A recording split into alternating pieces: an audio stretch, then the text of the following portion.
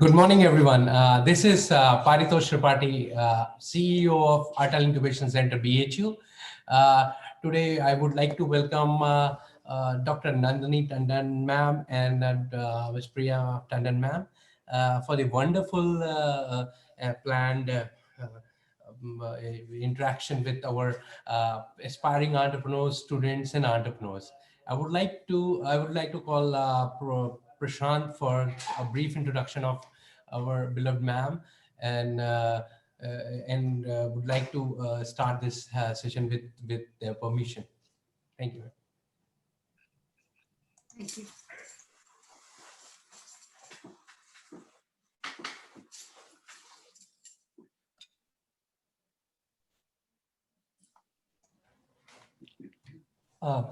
Good morning, Priya ma'am. Good morning, Nandini ma'am. Good morning, everyone.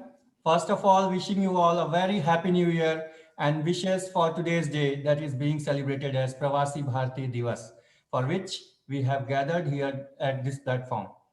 On this occasion of Pravasi Bharati Divas, we are here to celebrate, to participate in a live webinar with the subject, How to Attract Foreign Investment in India. We at Atal Incubation Center, Mahamana Foundation for Innovation and Entrepreneurship, Institute of Management Studies, Banaras Hindu University, in association with ABHILASHA, an initiative of the students of Institute of Science, Banaras Hindu University, have started the Innovation and Entrepreneur Lecture Series, IELS, Come Workshop. This lecture series aims to bring entrepreneurs, startups, research individuals at one platform for brainstorming and sharing the range of experiences that occur during their entrepreneurial life cycle. Dear all, today along with us, we have very special guests, Dr. Nandini Tandon and Ms. Priya Tandon. We welcome the guest. Dr. Nandini Tandon, co-founder of Tenacity Global Group, Inc., is a venture capitalist for past 15 years in Silicon Valley, presently engaged in investigating and transformational ventures in a win-win model between US and India to serve the entirety of the social of the pyramid with special emphasis on the bottom of the pyramid. Dr. Tandon was managing director, Lumira MDS Capital in Palo Alto with 1.2 billion US dollars under management, and before was partner RBC Capital Partners in San Francisco, and was responsible for opening and establishing both the offices. As a venture capitalist, Dr. Nandini made 12 investments in life-saving, establishing both the offices. As a venture capitalist, Dr. Nandini made 12 investments in life-saving breakthrough technologies with 11 exits and 9 being acquired by market leaders such as Pfizer, Gillette, Amin, General Electric, and 2 companies following IPO route. In 2015, Dr. Tandon received the Pravasi Bharati Samman Award for her contribution in healthcare IT. In 2016, she won UP Ratna Award in India, and in 2017, Women Excellence Award in USA. Prior to being a venture capitalist, she was a chief business officer for Xiomix Inc., vice president of business development for Hisec Inc., and held several positions at biotech and pharma leaders such as Sharon Chop and Glaxo Wellcome respectively. Dr. Nandini has spoken globally and extensively on entrepreneurship, venture capital, innovation, healthcare, with special emphasis on women entrepreneurship in leadership, entrepreneurship, and role in technology. She's a White House intern, received PhD in biochemistry, Phi Lambda Epsilon from Duke University, North California, and BA, Phi Beta Kappa from Hollins University, Virginia. She holds a global patent in semiconductor from Microelectronics Center of North California, RTP, NC. Dr. Tandini is married, and her husband and their son live in Silicon Valley, California. Along with us, at last but not the least, we have also Ms. Priya Tandon, who is also a Silicon Valley-based entrepreneur, co-founder of the Tenacity Group Global Inc., founder and chair of IndUS Setu Global Foundation, under which she successfully hosted and catalyzed non-partisan dialogue between global leaders addressing political economic, trade issues, engaged for the past 2 decades with institutions committed to promote trade and commerce. She collaborated with the present presidents, the Soviet Union Socialist Republics, Mikhail Gorbachev, the State of the World Forum, co-sponsored Silicon Valley Delhi Healthcare, IT Entrepreneurship and Women Empowerment, Marol delegation to India and from San Francisco. She participated in Senator Warren Congregation delegation to India, focusing on healthcare platform. She's on several for-profit and non-profit boards. She is a special advisor to Bay Area Council, prestigious think tank in Bay Area, is on board of San Francisco Bangalore Sister City Initiative, is on board of TeleVital real-time telemedicine company in Silicon Valley. She is committed to women entrepreneurship, speaking at Karnataka Innovation Summit, delegate and speaker for the Global Entrepreneurship Summit in Hyderabad. Speaker at GES Turkey, hosted by the US Department, moderator for the panel at Stanford University on the topic of the role of Silicon Valley plays in startup. Speaker at Stanford University for partnership between Silicon Valley, Israel, and India. Speaker at PBD, Haryana for gender empowerment, led business delegation to Israel. Participated in Women Entrepreneurial Focus in Dubai, speaker at US India Science and Technology, hosted by US Embassy in Delhi, and spoke on women empowerment, speaker for Dell Global Gender Empowerment. So friends, Ms. Priya Tandon was also honored by Bharat Nirman Award from Government of Maharashtra. So friends, we would like to ask our CEO, Mr. Paritosh Tripathi, to again welcome them, and then we'll start the session.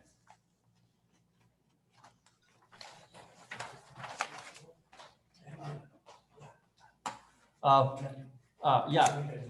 Yes, so we are going to start the session directly, and firstly, would like to have the words of Dr. Nandini Tandon. Yeah, ma'am. Over to you, ma'am. Thank you.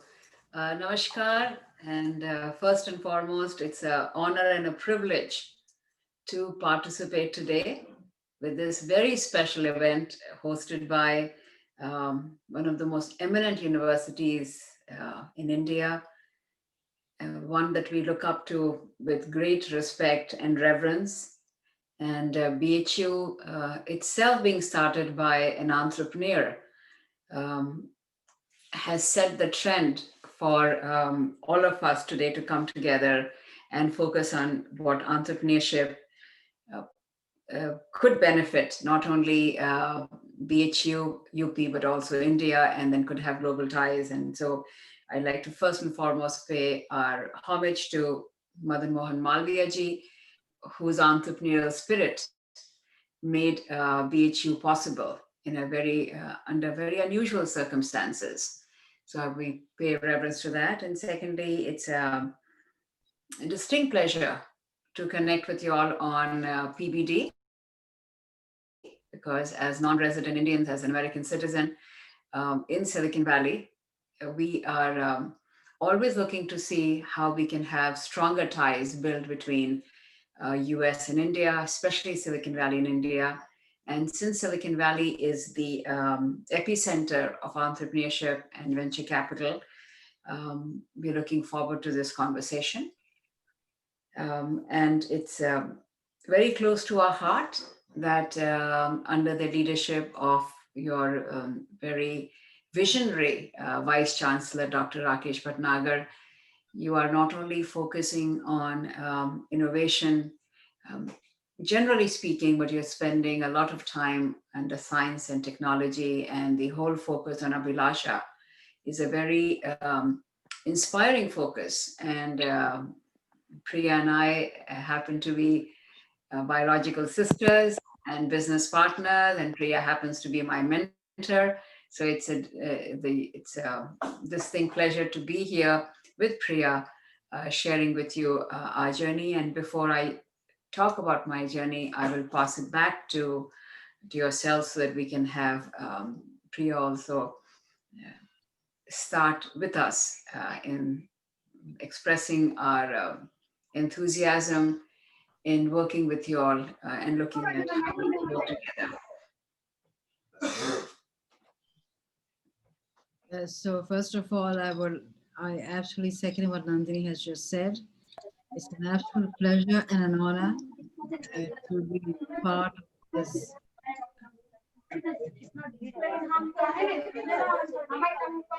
Hello? It's a pleasure and honor to be with a very special day, the PBD.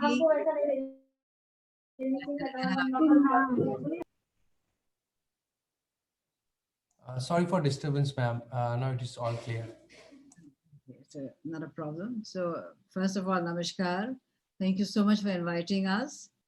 It's an absolute pleasure and honor to be part of this event and look forward to sharing our journey, our thoughts, and look forward to forming a bridge between Silicon Valley and Varanasi, where we have entrepreneurs on both sides of the world, some budding entrepreneurs, some accomplished entrepreneurs, and some entrepreneurs who are looking to just be launched. So this is an ideal time for such a thing. And so look forward to our conversation and taking this very important step forward and making it fruitful for both Silicon Valley and Varanasi. So thank you once again.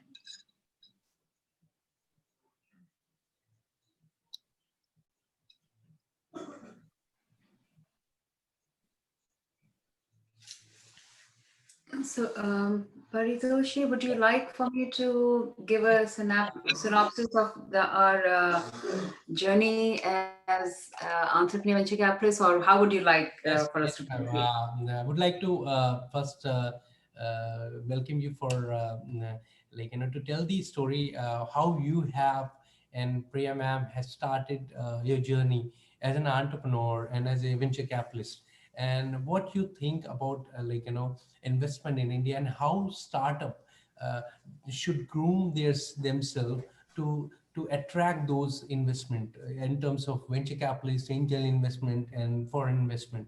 So that would be the good start, I guess. Yes, thank you. So I'll keep my journey very brief because the topic is a very important topic, and I'll like to focus on that. But in some ways, by sharing our journey, we can also throw light on how we can utilize our journey in bringing our experiences to the table to help other fellow entrepreneurs. So, from a background perspective, my focus is in quantum mechanics applied to biochemistry.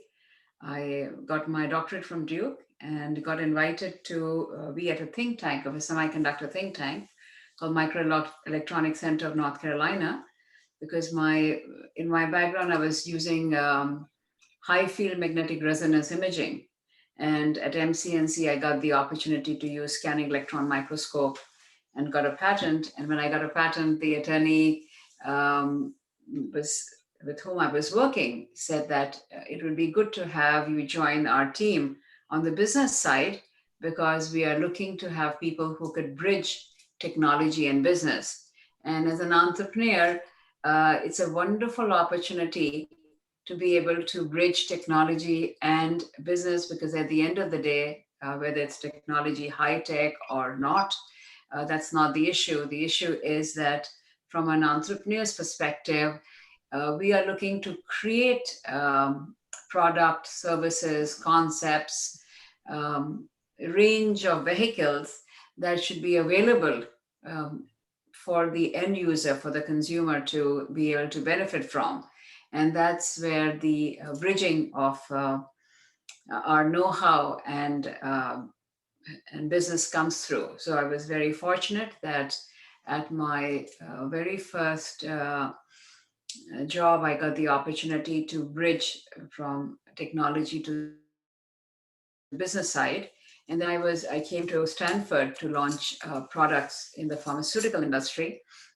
And that was another area of learning from an entrepreneurial standpoint, because at the end of the day, when you're launching a product, you learn how to sell the product. And as an entrepreneur, we have to wear many different hats. not only do we have to assess what product and services the market needs, but we won't be able to do justice to the product unless we are able to sell the product. So that was a very strong experience, and Stanford provided the platform to look at how we can work with the market leaders, with the thought leaders in ensuring that the product that we were launching, which happened to be a cancer related product and also a migraine related product, which was highly patent oriented. So it was a proprietary product. So it was important that we deal with the regulatory bodies, we deal with the attorneys, we deal. So as an entrepreneur, it's important for us to deal with the whole ecosystem of scaffolding. And in my journey, I was fortunate to get that exposure. And then I got the opportunity to work for a biotech company in their business development, which again gave the opportunity to look from the business perspective, what it takes for us to manufacture. And in fact, we were in the business of biotechnology, as I said. So we were looking at vaccines, looking at products that would be touching the lives of millions of people across the world. So what are the complications in going from one country's regulation to the other country? All of those was a learning process. And after that, I got the opportunity to be a chief business officer of a company, which was actually started by two German entrepreneurs at Stanford, where they were bridging the two technologies, semiconductor industry and proteins, which was my background. And this company was backed by venture capitalists. It was purely venture capital backed company. And as a chief business officer, my role was to interface with venture capitalists and trying to understand what is it that they're looking for us entrepreneurs to bring to the table, which was a very positive experience. And my next role was I got invited to be a venture capitalist. And as was mentioned earlier, joined Royal Bank of Canada and opened their office in San Francisco, and joined Lumira Capital and opened their office in Palo Alto, ran a $1.2 billion fund, made investments. And this time I was making investments in entrepreneurs. So it was a role reversal. I had been working as an entrepreneur, had been working in different areas. And now the opportunity was to try to understand the other side and try to figure out what would allow us to invest our monies into the entrepreneurs such that we could ensure that the fund would be positive and would be sustained so that we could invest in more entrepreneurship. So as the title of today's talk is, how can we bring more foreign investments into India? One of the most important thing is to ensure that when investments come into India, they are looking to ensure that they can multiply their money rather than their money being stagnant. So one of the important things that we'll discuss later on is, as an entrepreneur, it's important for us to ensure that the venture capitalist, the investor, when they're investing money in us, they can see an exit. So an exit is the mechanism by which, when you invest, put your money into an endeavor, you can see the path of how that money that you've invested will bring back more money, because then you have to return the money as a venture capitalist to the limited partners. So I will walk through that journey in more detail, but I just wanted to connect the dots, what has happened in the past. And as a venture capitalist for the last 15 plus years in Silicon Valley, felt very fortunate that of the 12 investments we made, we had 10 plus exits, and major pharmaceutical and biotech and medtech companies acquired the entrepreneurial efforts that we had invested in, and then 2 of the companies went public. So both routes are very important for exits. One is an acquisition, where the entrepreneur gets paid for taking whatever efforts they have put and of expanding and leveraging into that effort, so that the venture capitalists who have put the money into them when the acquirer, a larger company acquires them, I'm sure you've heard of major acquisitions taking place of Indian companies also. That is a mechanism by which monies are brought more to the table, and anybody who looks to invest in an entrepreneur is going to see how can they get their money back. And then the second exit route is through taking the company public. When you take the company public, as you all know, you have a much larger pool of monies coming from the general public. And that also allows the initial investor who has put money into the entrepreneur to get their money back. So the reason that I'm sharing this with you in our journey, we learned the different aspects that are important for an entrepreneur to not only understand how they can take their product to the market, but what would allow them to also attract the investor to come and work with them. So that's one facet. And then the second facet of my journey is that I requested Priya to join me so the two of us could work together, because Priya has a very large span of working across the globe, building bridges in technology and in investors and venture capitalists, especially working with Israel. And as we all know that Israel is the entrepreneur's capital, in addition to Silicon Valley, they have a very strong track record, even though there are 10 million people and America has 350 plus million, but we have a lot of patents and products that come out of Israel. So now Priya and I have come together as entrepreneurs, and we have founded Tenacity, and now we are investing in those areas that will mutually benefit both US and India. So Paritosh, with that, I pass it back to you. Yes, thank you, ma'am. Wonderful story. So, a PhD in biochemistry, a totally technical background, and converted into venture capitalist investment part. So, how would this thing happen, ma'am? We would like to Yes. know more That's about a it. very good question, because usually when you do a PhD in sciences, the most logical role is to be in the lab. But that is why I was threading into my journey that in my very first opportunity that I got coming out of Duke University, the very first opportunity at MCNC, I was very fortunate that I got a global patent. And since had a global patent, I had to deal with the attorneys. And in a patent, we have to explain why it's novel, why this should get a patent. And in that process, the attorney shared that it is really important on the business side for us to have people who can explain technology. So that helped me quite a bit in my ability to learn from the ecosystem around me as to what does it take for us to explain why the business will be able to have a powerful impact for the end user and also from a patent perspective.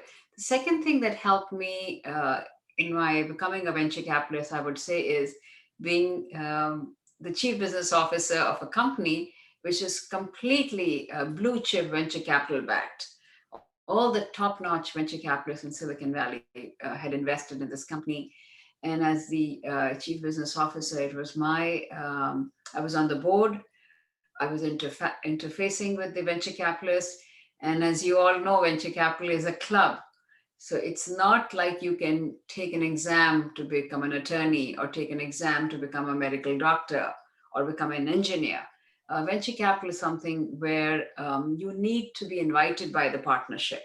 The partnership needs to feel that you can play a role both in advancing the financial vehicle that they have put together, and also that they should feel that you as a partner will work with the partnership, ensuring that the partnership succeeds. And happy to share with you that in their 20 plus more history, I was the first non-Caucasian partner and the first woman to be invited.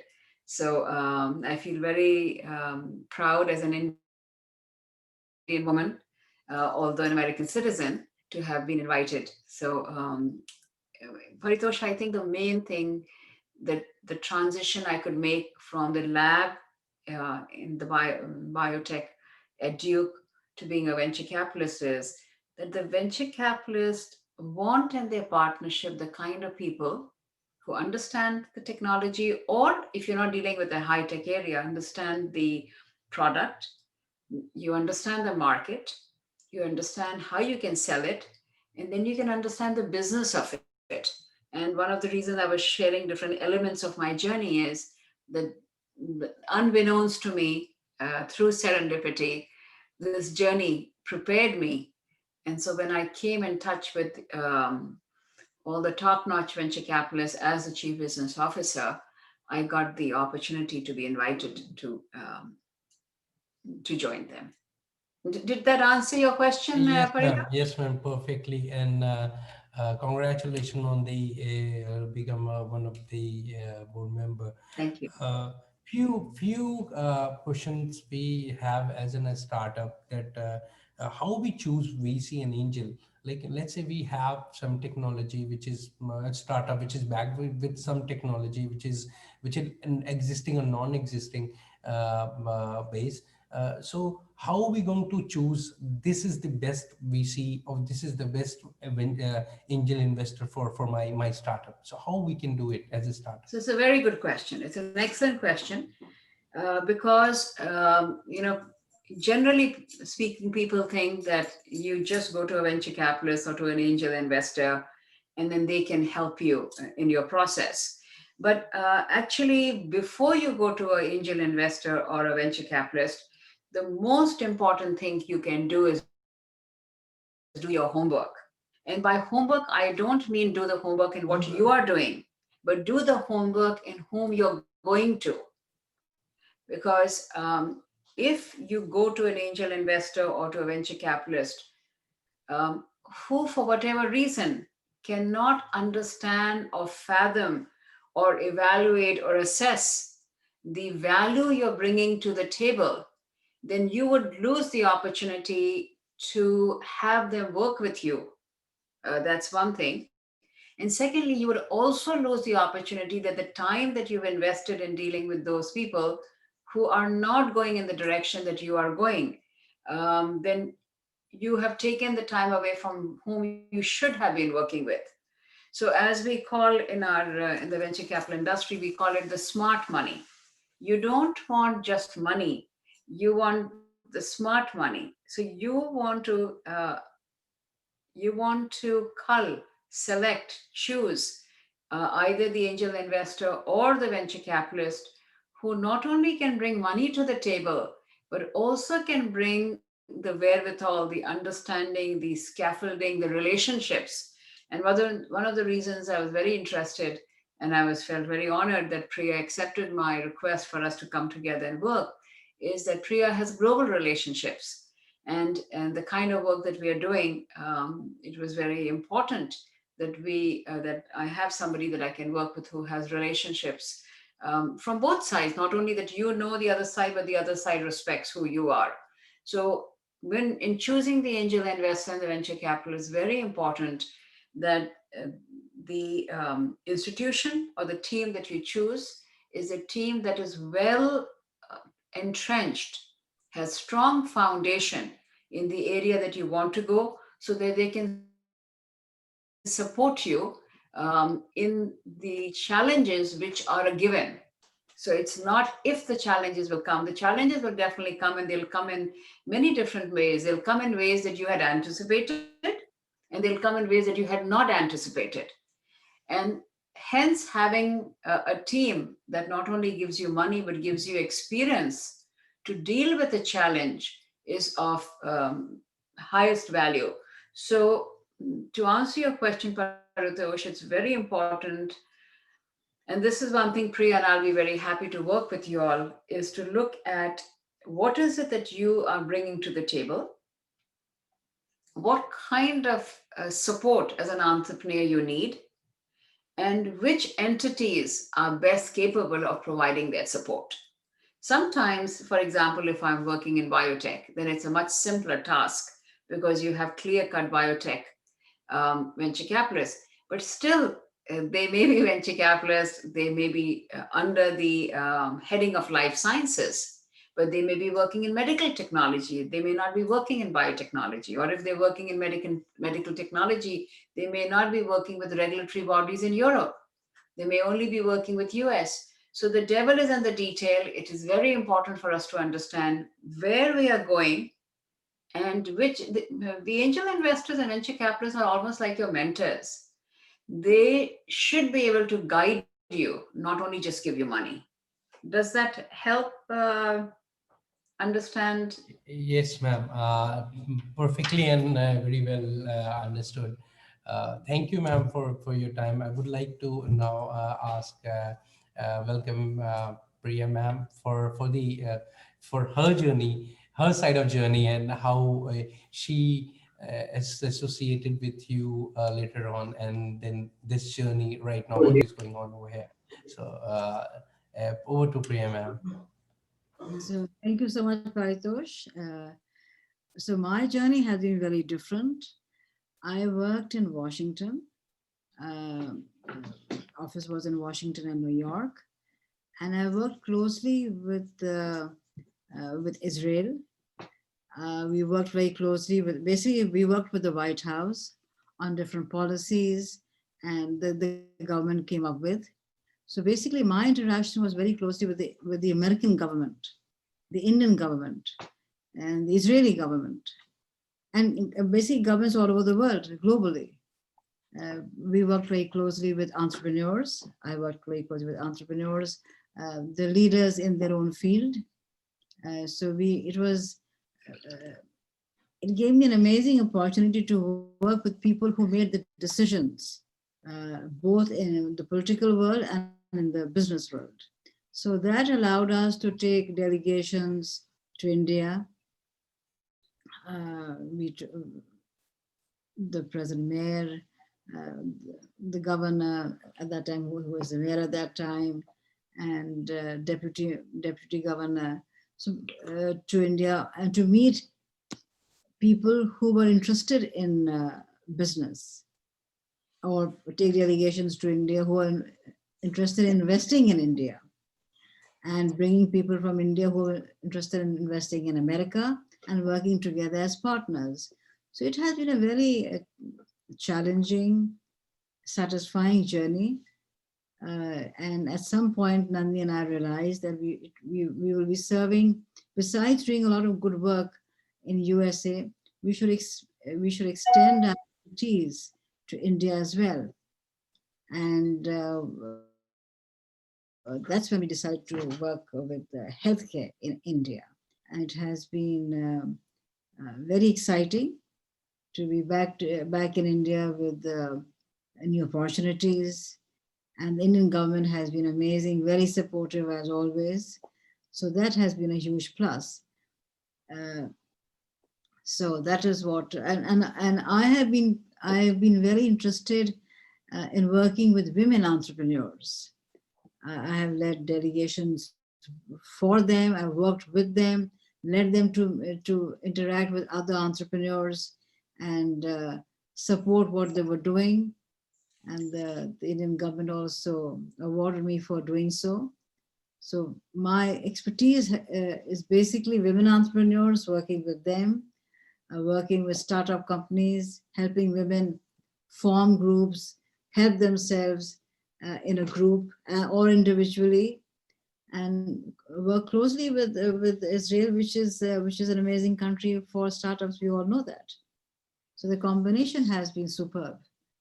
And so I would, and I, as we were talking, I think we should take this this platform to form a very fruitful and important segment, launching pad for different entrepreneurs in your group, especially women entrepreneurs. Yes, ma'am. What do you like more about, like, Israel, where did you work with them, and what do you think what Indian startup and this ecosystem should learn from them? So that is we can see the connection of startup and the advanced technology which is working in the Israel. So how you see the connection over here? So I think mainly the just like the atmosphere, the climate, the enthusiasm of Silicon Valley towards entrepreneurs, it's equally, or if not more, in Israel. To be an entrepreneur in Israel is a very common thing. In India, we normally look for a job, for probably a government's job or any kind of job. How many people even think about launching their own business? This is something which is in abundance in Israel. Every second person wants to be and is an entrepreneur. The government supports them. The environment supports them. And the biggest thing about, and the most important fundamental thing about being a successful entrepreneur, both in Silicon Valley and Israel, is you're allowed to fail. If you make a mistake, you fail, it's okay. You can always start again. You're not considered a failure. What they say is, well, it has been a good learning experience. Maybe you can utilize this somewhere else. Maybe you can work a bit differently next time. And the most successful entrepreneurs and the global leaders in business that you see today, if you see their journey, they have failed so many times. But every time they've got up, they've started it all over again, and they've succeeded. So this advantage, this privilege of being accepted, although you have failed in your ventures, it's huge, which I think is very important in India. अगर आपका कोई भी एक business India में सही नहीं होता है, तो उसका आप खामियाजा ये भुगतते हैं कि फिर दूसरी चीज लोग आप पे ट्रस्ट करेंगे कि नहीं करेंगे. जबकि यहाँ ये होता है कि ठीक है, वो नहीं काम किया, चलिए दूसरा काम शुरू कर देते हैं, चलिए उसको थोड़ा चेंज करके करते हैं. तो आप एक बॉक्स में नहीं आ जाते कि भाई अब खत्म हो गया तो खत्म हो गया. वो जो एक सपोर्ट है बहुत जरूरी है एंटरप्रेन्योर के लिए. और दूसरा दो चीज बहुत इजराइल की गवर्नमेंट अपने एंटरप्रेन्योर्स को देती है, an environment. They have small, you can go to a small office, you can start your website, you have the facilities of a fax machine, of this, contacts. They put you on, they help you, they support you initially. Also in Silicon Valley, if you want to, if you have any kind of plan or a dream, it's not considered to be foolish or will not work. Okay, give it a try. They don't say ये चीज चलेगी नहीं, उसको time मत waste करिए. ठीक है, आप कोशिश करके देखिए, बनती है तो ठीक है. जितने भी आप देखेंगे जो हट के कंपनीज हुई हैं, जो बिल्कुल छा गई हैं दुनिया में, वो वही हैं. They were not the usual common companies or common businesses that people went ahead with. Amazon, most of them. So the very fact that they were given second, third chances is, I think, very important in an entrepreneur world. And women are given equally respect to go ahead with business world. So we are, yes, you're very right. And now we are going in that direction that like our startup, they started thinking like that. There is a learning involved, whether you have failed or you have created a successful enterprise. So that is the mindset we are getting, getting developed by our entrepreneurs in present New India. Which is, of course, with the help of our beloved Prime Minister Modi ji, he has created that ecosystem which is well versed and supporting our entrepreneurs now. One more question from one of our women entrepreneurs, that they want to know about how I also would like to motivate few aspiring entrepreneurs sitting in this group today itself. What is why women entrepreneurship is needed in India right now, which is why it is important to pursue an entrepreneurship for our present our women, and students, like, girl student studying in the college? Why it is important? I think it's very important because, first of all, you can start your own business. You can work in your own time. You can take it from 0 to 1,000, and you can run your family, and you can work for yourself.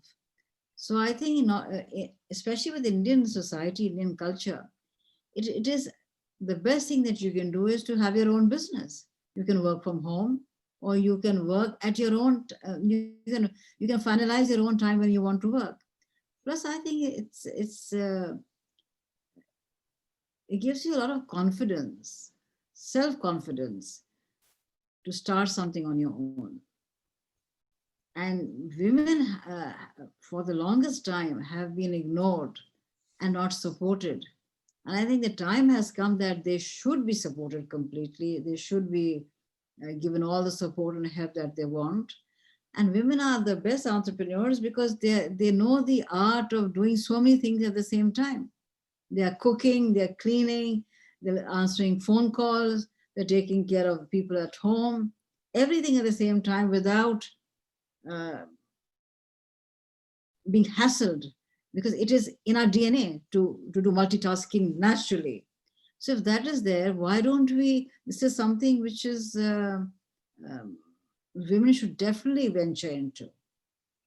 It's a complete win-win for them. It's their own money, it's their own time, and they can form a women's group. Something like your Lijjat Papad in India. It started as a small women's group and has become a huge business now. Many such other businesses. So I think it's very important for women entrepreneurs to come out and take the lead and support each other. And I think not only should women support them, even men should support them. It's good to have strong partners in the country for if you want India to be a strong country. Thank you, ma'am. Now we Paritosh, do. I would like to just add one thing to Yes, ma'am. that, to just build on what Priya ma'am just said, is that as we all know, the foundation of any society, not that we are biased because we are women, are women. The foundation of a society is predicated on women having a strong, um, strong future, strong capabilities, strong ability. Because if the society does not leverage half of their population, which are women, then that society suffers. So when the women are also supported, which I have to give very, very great kudos to Prime Minister Modi, who has been very supportive of women entrepreneurs and of course men too. And we learned that he personally came to inaugurate the Mahamana Atal Center at BHU, that he has been very supportive, and I feel very proud that under his leadership, I got the PVD award from Silicon Valley as a woman VC and an entrepreneur. So I think coming back to what Priya was saying, that if the women are strong, the society will be that much stronger. So everybody, all the boats will rise. Yes, ma'am. That we also know, if we do have women-centric society, will lead somewhere at a good place. That we know, and thank you for adding that, ma'am. I would like to call now. This is question answer time now. So I would like to call my colleague, Mr. Karan, to ask few questions, which we have collected from our entrepreneurs, women entrepreneurs and entrepreneurs altogether. And we'll be opening the chat box now, and for participants to put their question. And we'll take, because of paucity of time, we'll take like a couple of good questions from there, and then we'll for you to answer. Sure. Thank you.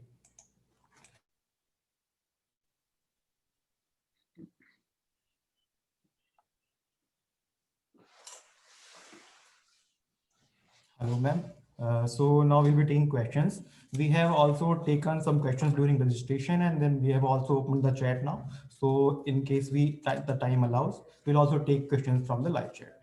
So one of the first ones that we received is, what is the best way to identify and approach foreign investors? Because a lot of people has been asking that how can we approach foreign investors as an Indian startup? So in case you would like to discuss on that. So to identify a foreign investor, the process is very similar to what we had said earlier about identifying any investor. For example, you have to really do your homework, as we had talked about, to ensure that you are in that sweet spot, so to speak, that the investor is investing in the area that you're looking. And more specialization is taking place these days. So it becomes very important to do that homework. So that's one facet. The second thing to attract a foreign investor is that I think to look at what is it that the foreign investors, where are they investing in, what kind, once again, it's the homework aspect. What is it that they are looking to invest in? What has been their track record? And then the third thing is to have bridging the way that we are doing right now. So Priya and I are threaded in with foreign investors, obviously sitting in Silicon Valley. So having linkages and connections that allow you to open up, allow you to spread the methodology and make it a much more fruitful methodology to reach the foreign investors. The good news today is that irrespective of the connection, a lot of information is provided on the website of these foreign investors, and they all do provide you the contact details.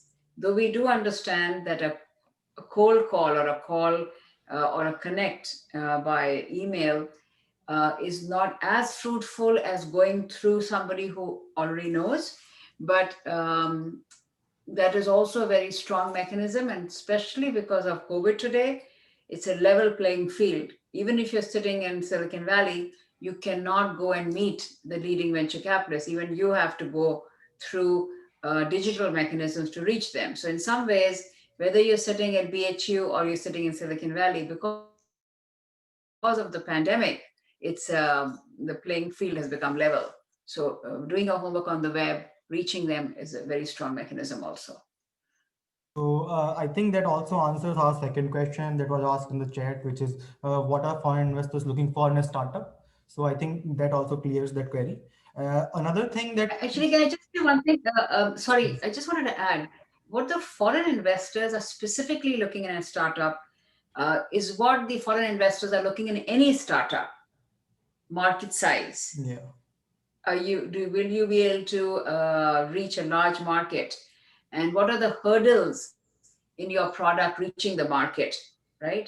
And also, if you have a proprietary technology, for example, if it is going to be competing with other proprietary technology, then how strong is your patent? So that, especially if it's a patented technology, you don't want to invest and then enter the market and find that your competitor can basically enter without any problems. So there are multiple areas that they will look also. Okay.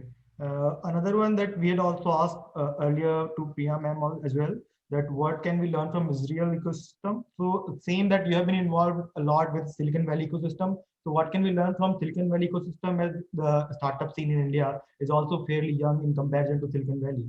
So what are entrepreneurs as well as incubators that are now coming in the scene, what can they learn from the ecosystem? So I think I will, to a great extent, what Priya ma'am was saying, the incubator model is a very important model, and Israel and Silicon Valley utilize it.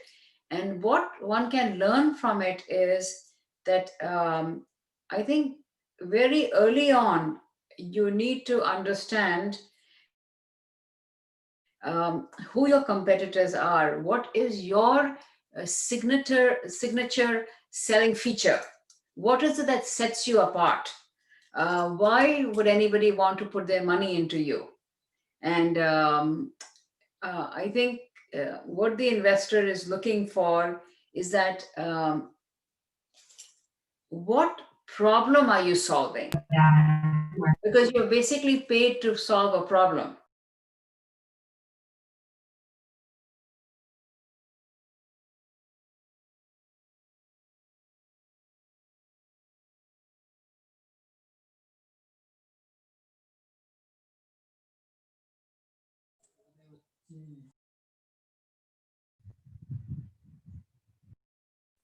Ma'am, your mic is mute.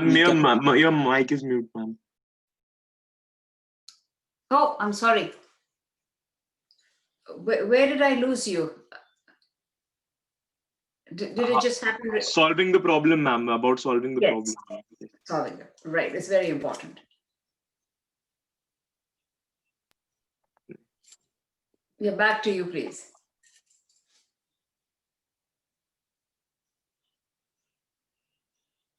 I think Yes, ma'am, you can start now. Sorry. Okay. Can So, I- yes, sorry. back to you, because you may be having other questions.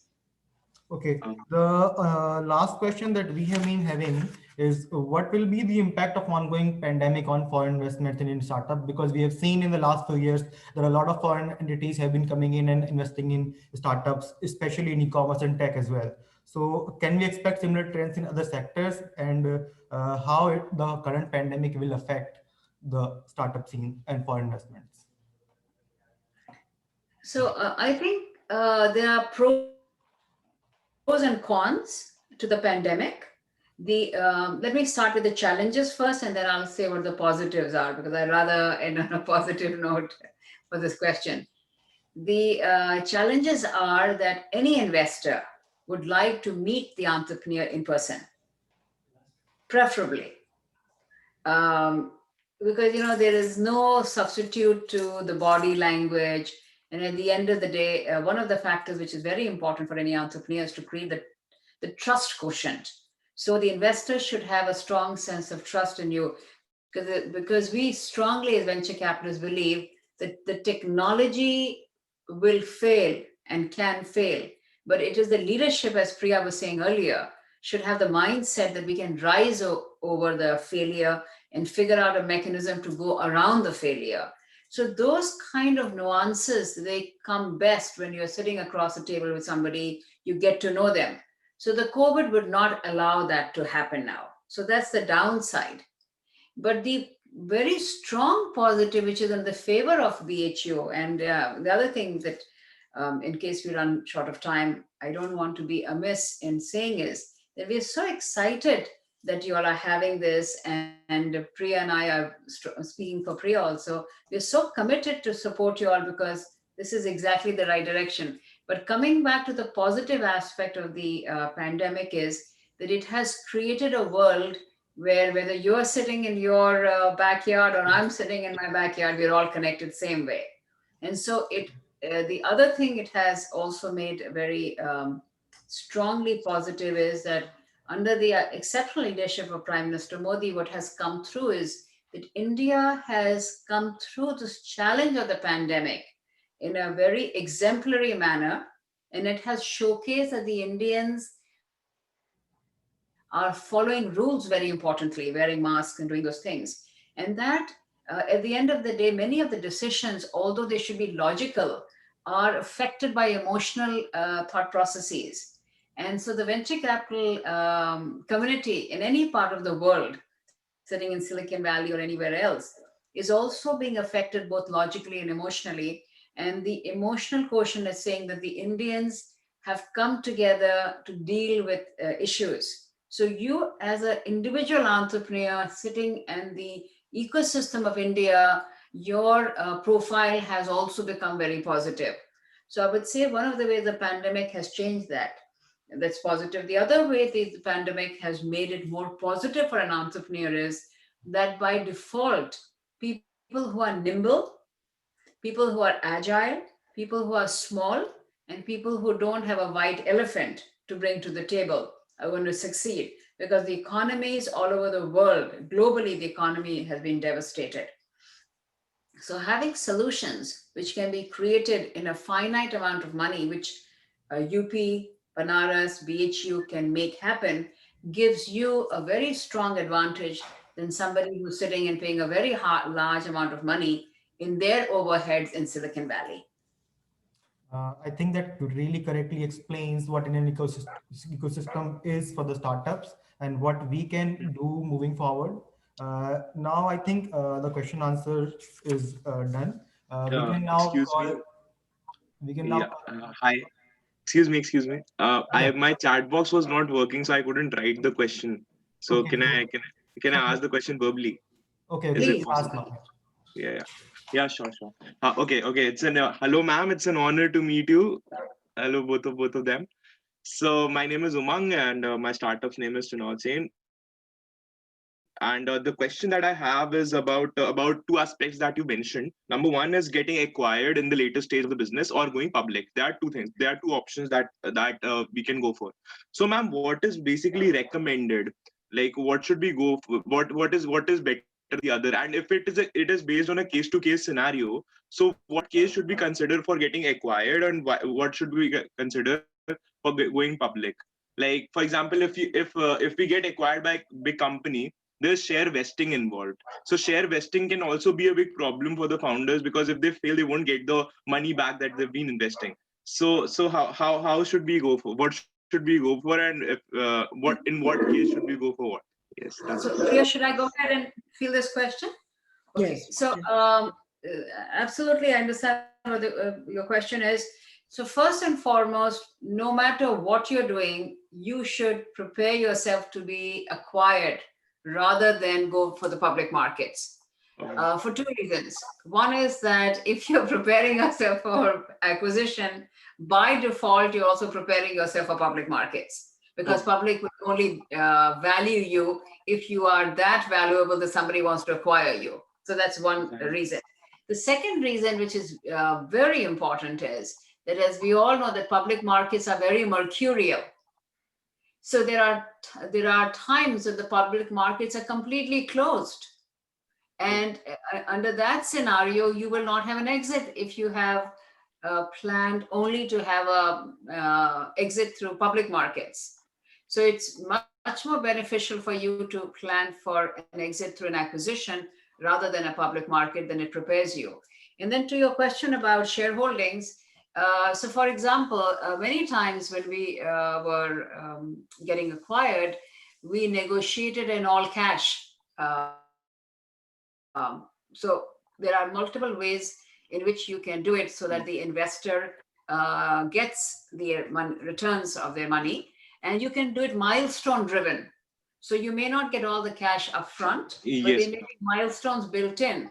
So for example, I had invested in a breast cancer imaging company, and one of the major milestones was that the FDA would approve it.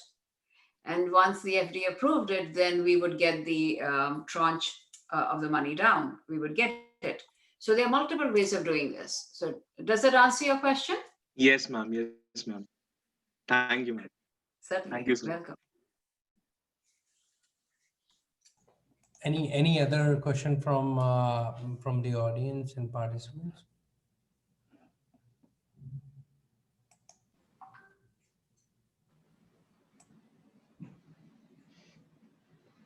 Sumit, you can unmute yourself and you can ask question.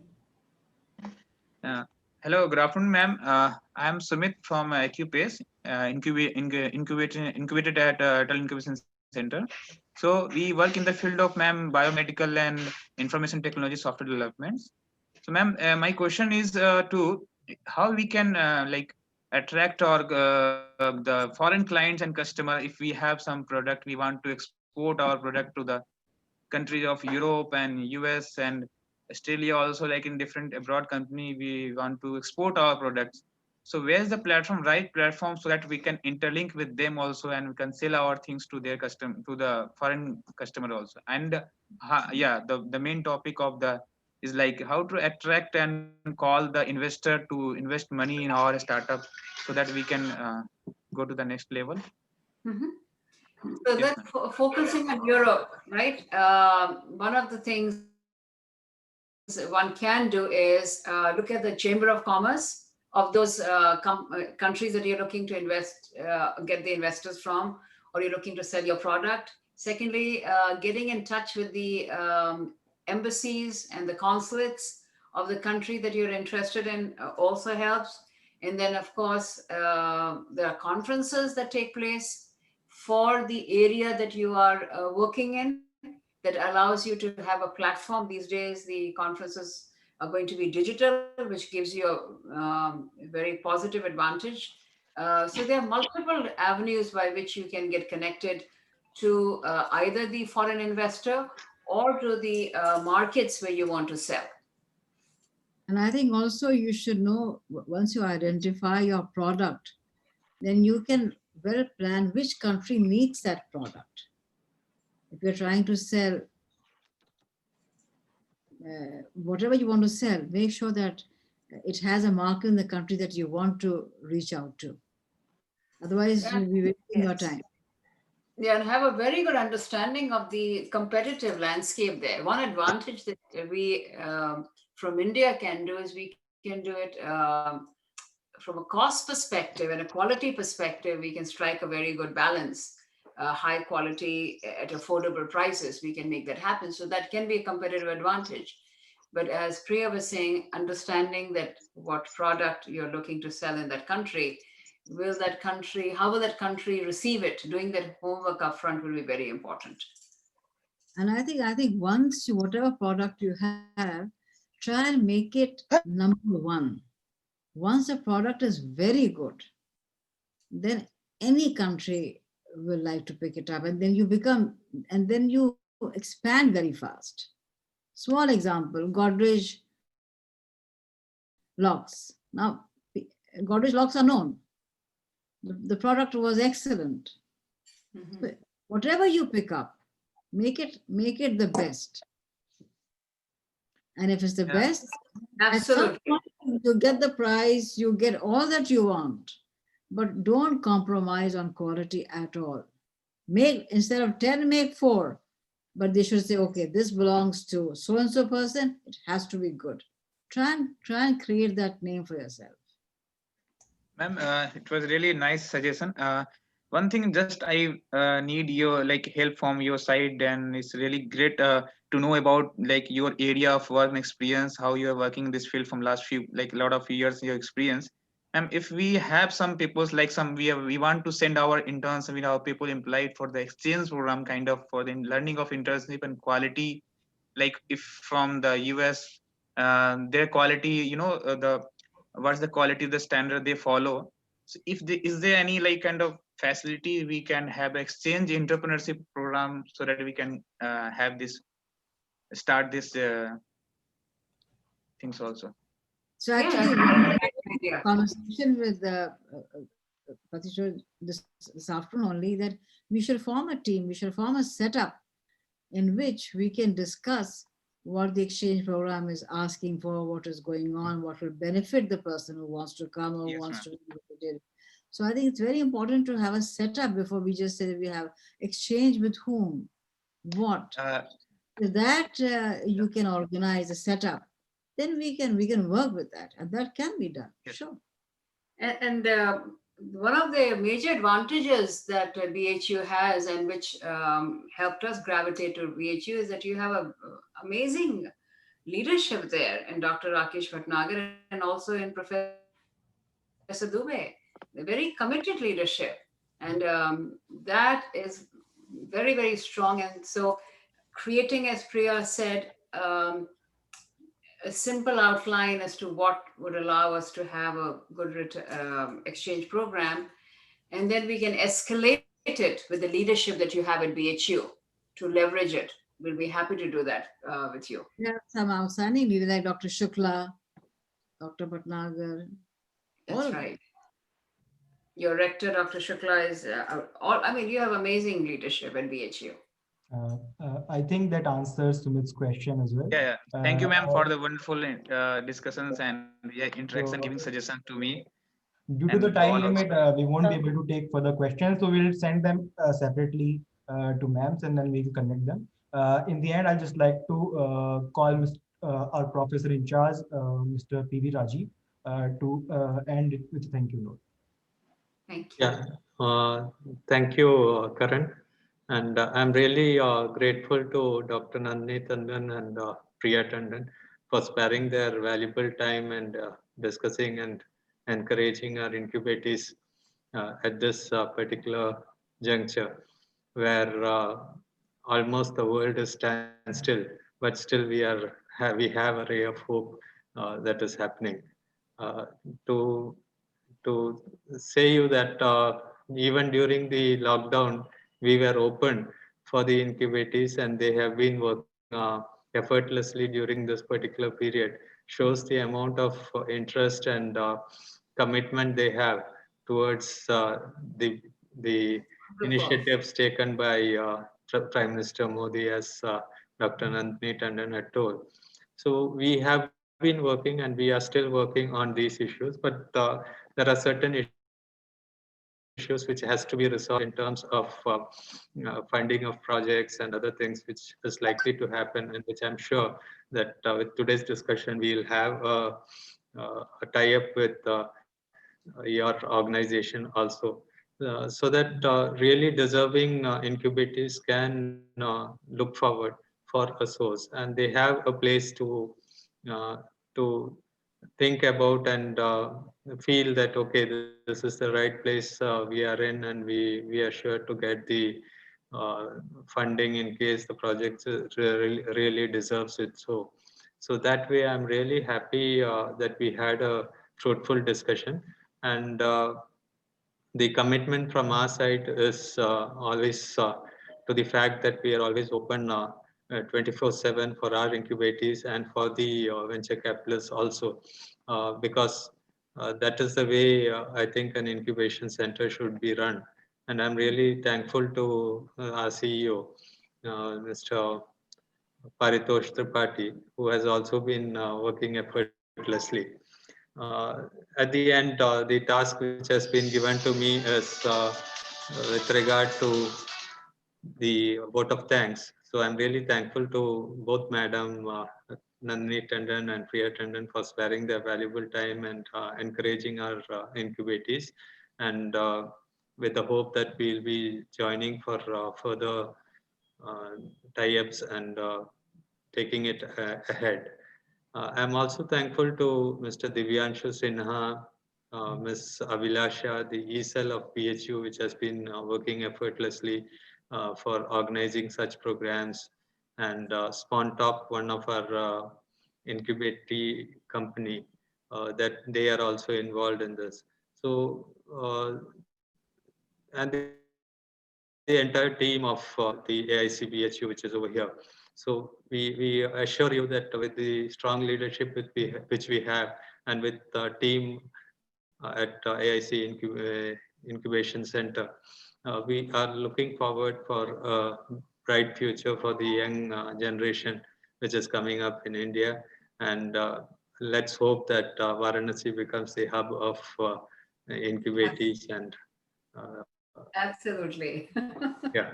So I'm really thankful, and really nice meeting you at this point of time. It's a pleasure, and I must compliment you in your CEO. Paritosh ji has been so lovely to interface with, Yeah, and that's his commitment to this program comes through loud and clear.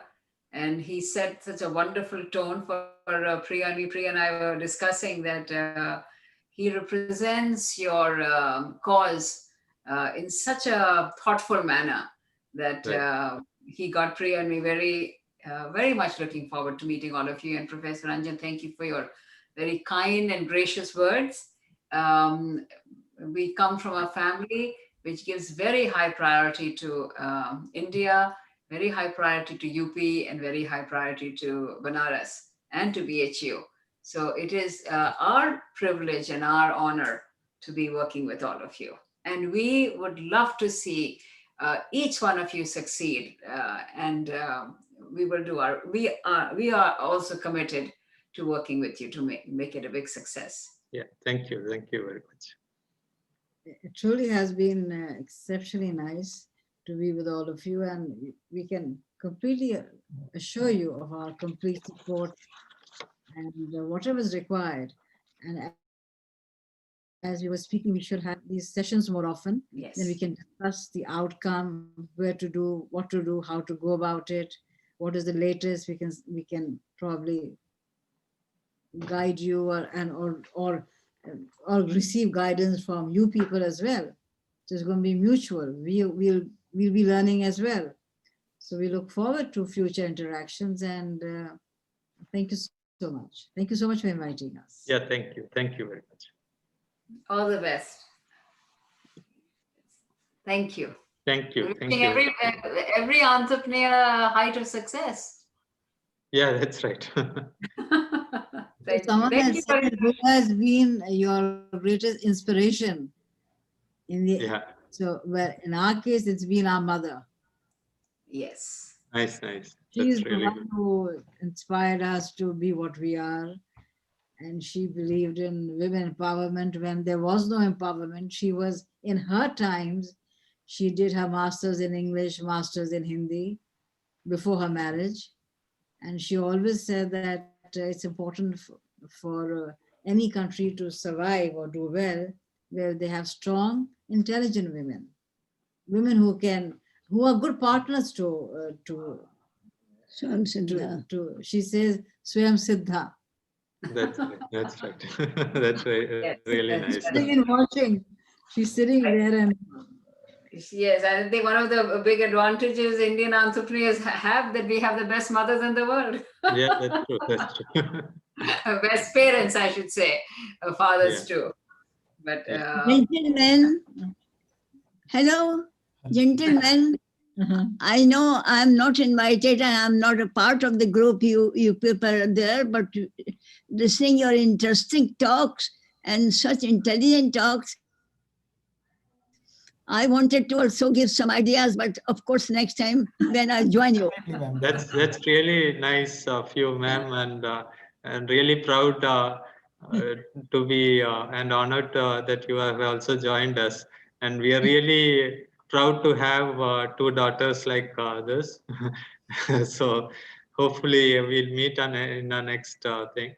We'll meet with you. absolutely. I had a lot of very interesting ideas to deliver and let you know that, and I feel tempted to join you, but I am not on the party now. So No problem. We'll have you on a separate platform. I love that. I love that idea. And Mummy is a big fan of Dr. Bhatnagar and Dr. Shukla also. She's met both of them. And Right. she's very, very complimentary of the leadership. But thank you for extending that. We will all from our side. She's the source of our inspiration, and she's the one who wants to make sure that we support BHU as much as we can, and we would love to do that. That's really great of you, ma'am, and hopefully we'll be in touch. Thank you. Yeah. Thank you. All the best. Yeah. Thank you so much, ma'am, for the inspiring session. And I would also like to thank all the participants for joining us. We look forward to more such sessions. Thank you. Yes, all. very much so. Yes, thank you.